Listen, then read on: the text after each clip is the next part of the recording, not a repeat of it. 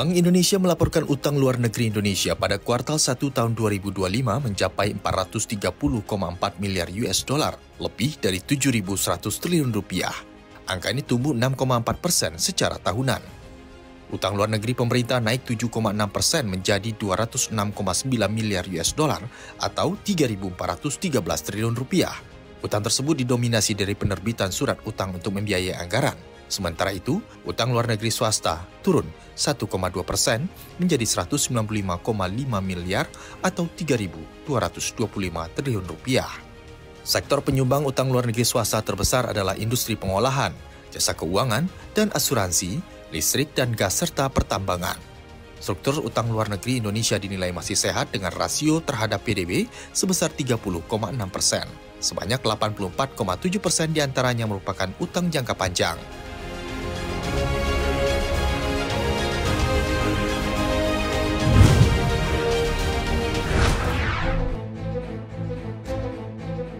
Wakil Menteri Pertanian Sudaryono mengungkapkan pemerintah siap mengeksekusi rencana ekspor beras sebesar 2.000 ton per bulan ke Malaysia.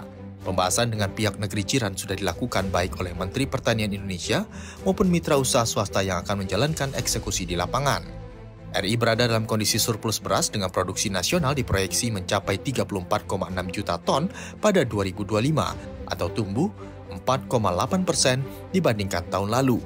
Gudang Bulog saat ini terisi 3,7 juta ton beras. Pemerintah juga mempertimbangkan penyaluran sebagian cadangan beras untuk misi kemanusiaan internasional, termasuk di Afrika dan Palestina. Sudaryono menegaskan perintah ekspor beras telah mendapat restu dari Presiden Prabowo Subianto, namun durasi dan skema teknis masih dalam tahap pematangan. Pemerintah menyatakan siap mengirim beras sesuai kebutuhan negara tujuan dan arahan langsung dari pimpinan negara.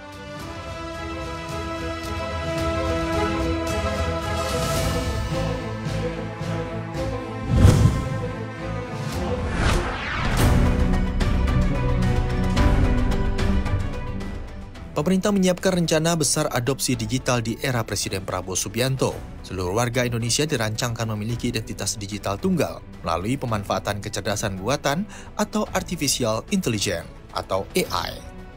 Menurut Dewan Ekonomi Nasional, AI akan digunakan untuk mendukung eksekusi kebijakan secara tepat sasar, seperti pada penyaluran bantuan sosial yang akan diseleksi melalui algoritma berdasarkan data kelayakan masyarakat. Adopsi Digital Public Infrastructure atau DPI ini akan diluncurkan resmi pada 17 Agustus 2025. Setiap warga negara dengan smartphone atau akses internet bisa melakukan registrasi mandiri atau autentifikasi untuk memperoleh identitas digital.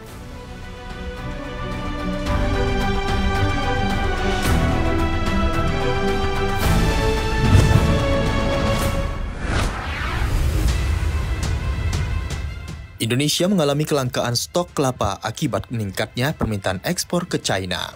Menteri Koordinator Bidang Pangan Zulkifli Hasan menyebut China sebagai penyebab utama karena tingginya pembelian untuk diolah menjadi susu kelapa.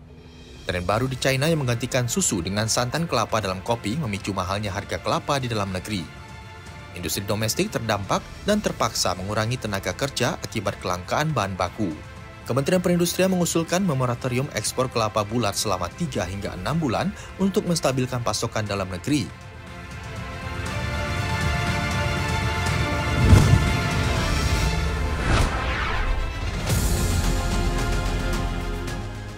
Boeing menandatangani kontrak pembelian pesawat terbesar dalam sejarah dengan Qatar Airways. Maskapai Timur Tengah itu akan membeli hingga 210 pesawat termasuk 130 unit 787 Dreamliner, 30 unit 779 dengan opsi tambahan 50 pesawat lainnya. Qatar Airways juga menandatangani kerjasama dengan GE Aerospace untuk menyediakan lebih dari 400 mesin pesawat wide-body yang digunakan dalam pembelian ini. Kerjasama ini merupakan yang terbesar dalam sejarah GE Aerospace. Presiden Amerika Serikat Donald Trump turut hadir dalam penandatanganan kontrak di Doha bersama CEO Boeing, Kelly Ortberg, dan Emir Qatar. Gedung Putih menyatakan kontrak senilai 96 miliar dolar Amerika ini akan mendukung hingga 400.000 lapangan kerja di Amerika Serikat.